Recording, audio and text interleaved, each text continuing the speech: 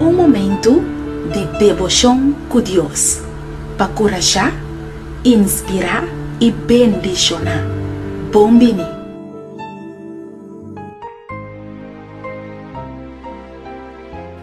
Kiko tá orgulhoso. Kiko que men wak outro ene com menosprecio. Kiko que men dita sinti dushi com sempre abotiração. Felizmente, babo. Abo é texto de meditação da dem provérbio na 21, vers 4. Mirada de menosprecio e coração orgulhoso, atitude assim tá picar. Tá picar de mirar outro gente com menosprecio. Outro gente que não tem mesmo nível de educação cubo. Gente que não tá viva é mesmo nível de vida que a abo tá viva. E se botar wake com menosprecio, wake chabão, vai arriba, essa é uma atitude típica. Não tá ame tá bese. De palavra do Senhor tá bese.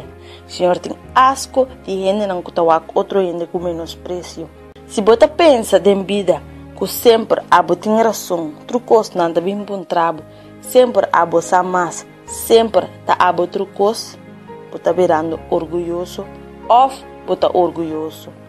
Orgulho tá algo malo, orgulho bota até em top e dia bota baixa bom.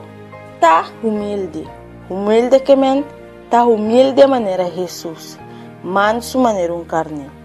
Não sempre bom se tem razão.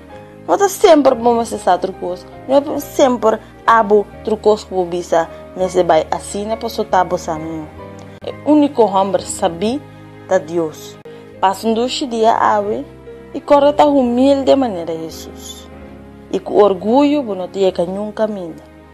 Feliz dia, Pablo.